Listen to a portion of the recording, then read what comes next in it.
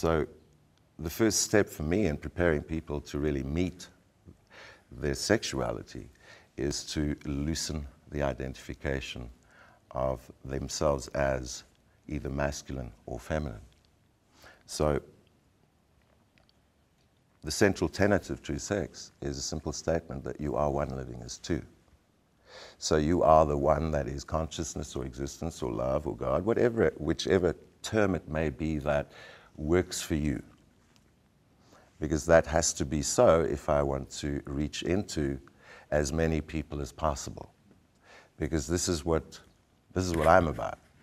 I'm about bringing as much consciousness into the world as I possibly can. And what I know is that we can't be conscious if we're identified. So to bring consciousness, what I need to do is I need to create knowledge.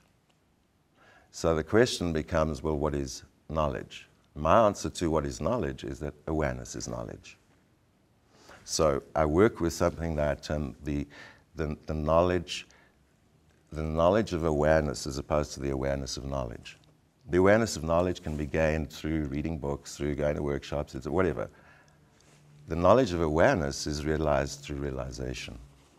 In the realization of any particular state of awareness itself, what is gained is the entire knowledge of that awareness.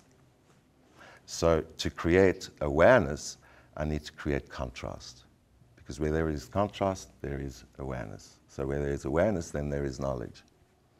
So I don't teach knowledge, I facilitate awareness. I create contrast, so through that contrast, you can come into awareness. In that awareness, you gain the knowledge of that awareness, and then you have the capacity to live from it. So the moment we actually can begin to simply reach in and begin to introduce to somebody, you're one living as two. You are a singular expression of duality. And that duality is a duality of masculine and feminine. So to allow some sense of understanding as to what that means, I simply describe the masculine as formlessness and the feminine as form. So we're all feminine, we're all the expression of form, we're all expressive, the feminine is that which is always changing. We're living here in this body of 75 to 100 trillion cells, it's always changing, there's always movement happening. The masculine is the witnessing presence that is always and ever unchanging. That is just simply presence. It's constantly just here. That makes it very accessible to anybody.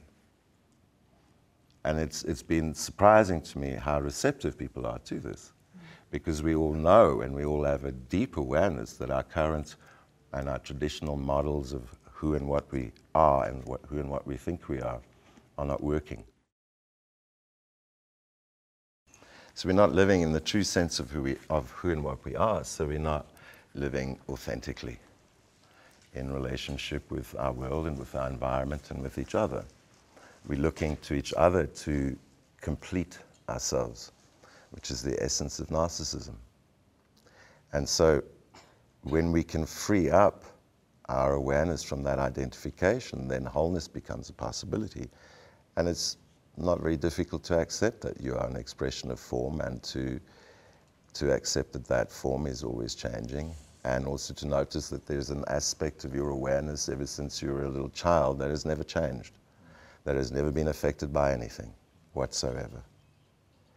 And so as we can open to that recognition, then the experience of duality becomes an experience of what I term a mutuality. So in the singularity of realization of yourself as one living as two, duality is transformed into a mutuality, because there's no place within your own awareness that you can define as where one aspect of duality ends and where the other aspect begins. So in the same way that there's no place where we can define exactly where night ends and day begins, there's no place where we can say this is exactly where masculine begins and feminine ends. It's a continuum, it's a wholeness. And if we open to that realization, then something begins to flow in our awareness that is informed by the knowledge of that awareness itself, because that awareness is the knowledge of our natural intelligence. When we begin from that point, then flow becomes possible. So the first tenet of true sex is exactly that. You are one living as two. In this one living as two, the second tenet of true sex is that sexuality is the spirituality of the body. For many people have kind of a difficulty understanding a concept like sacred sexuality. So where I begin is very simple. The most essentially creative action that is available to you and I as human beings is the co-creation of a human being. And so without the action of sex, there is no human being. So as such, as the originating action of the human being, that action, the full action, the thought, the word, and the deed, which is how I define action, of sex and sexuality, is our most sacred act. And so there was some talk earlier, you were talking about safety and all that sort of stuff. And my take on that is that context is everything.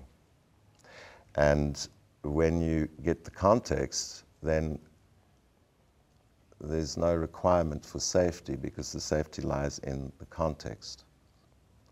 And the context is whatsoever it is that's shaping your experience. So in engaging the sexuality of our bodies as the most essential life force and the most essential creative act possible for our bodies, then we begin to notice that as the original act of the body, it is the most sacred act of the body. Anything that is original is sacred. So the quality of our attention becomes the context within which we can then engage anything and everything. And when the quality of our attention is sacred, then whatsoever it is that we give our attention to is sacred, because it's shaped by the quality of our attention. In mastering the quality of our attention, we then have the possibility of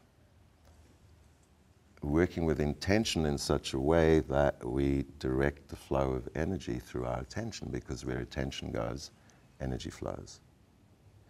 So when our energy is flowing with our attention that we are giving life, or we are giving each other, and that attention is sacred,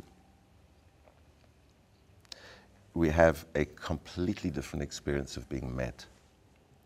And when that attention is rooted in the originality of who I am, and the innocence and the wholeness of who I am, and therefore in the seeing of the innocence and the wholeness of who you are, there is no taking, because there's just simply the flow of mutuality.